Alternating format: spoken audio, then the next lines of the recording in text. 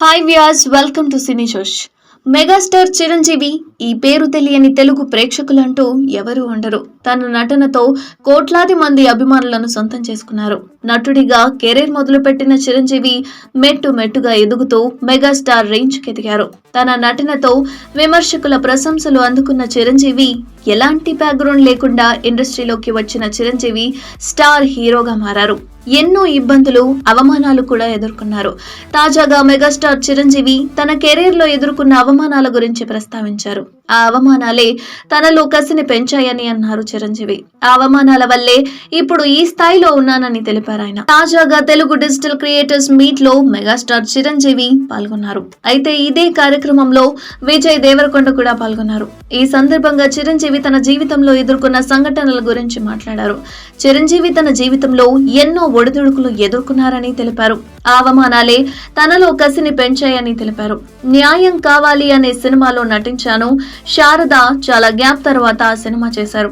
ఈ సినిమాలో court scene shooting జరుగుతున్నప్పుడు నన్ను అసిస్టెంట్ డైరెక్టర్ వెళ్లి బోనులో నిల్చోండి అని చెప్పారు. ఈ సినిమాలో కోర్టు సీన్ షూటింగ్ జరుగుతున్నప్పుడు నన్ను అసిస్టెంట్ డైరెక్టర్ వెళ్లి బోనులో నిల్చోండి అని చెప్పారు. కోర్టు సీన్ షూటింగ్ జరుగుతున్నప్పుడు అక్కడ సుమారు 3 నుంచి 400 మంది అక్కడున్నారు. నేను బోన్లో నిల్చున్నాను. ఇంతలో నిర్మాత క్రాంతి కుమార్, ఏంటండి మిమ్మల్ని కూడా ప్రత్యేకంగా పిలవాలా, వచ్చి ఇక్కడ పడి ఉండలేరా, మీరేమైనా సూపర్ స్టార్ అనుకుంటున్నారా అని అరిచేశాడు. దాంతో నాకు చాలా చిన్నతనంగా అనిపించింది. అలా అతను అందరి ముందు నన్ను అరిచేసరికి నా గుండె పిండేసినట్టయింది. ఆ రోజు మధ్యాహ్నం భోజనం కూడా చేయలేదు. ఆ తర్వాత సాయంత్రం సాయంలో క్రాంతి కుమార్ ఫోన్ చేసి వివరణ ఇచ్చారు. శారద మీద ఉన్న చిరాకుతో నా పైన అరిచానని చెప్పారు. అయితే అది పద్ధతి కాదని, అంతమంది ముందు అరవకుండా ఉండాల్సిందని క్రాంతి కుమార్ తో చిరంజీవి అన్నారట. ఆ అవమానమే నాలో కసిని పెంచింది అని, నువ్వేమైనా సూపర్ స్టార్ అనుకుంటున్నావా అన్న మాట నాకు బాగా గుర్తుండిపోయిందని, నేను స్టార్ అయ్యి చూపిస్తా అని అనుకున్నాను. ఆ అవమానాన్ని నా ఎదుగుదలకు మెట్లుగా వాడుకున్నాను. ఆ తర్వాత అలాంటివి నా జీవితంలో చాలా జరిగాయి. అవన్నీ ఎదుర్కొన్నాను.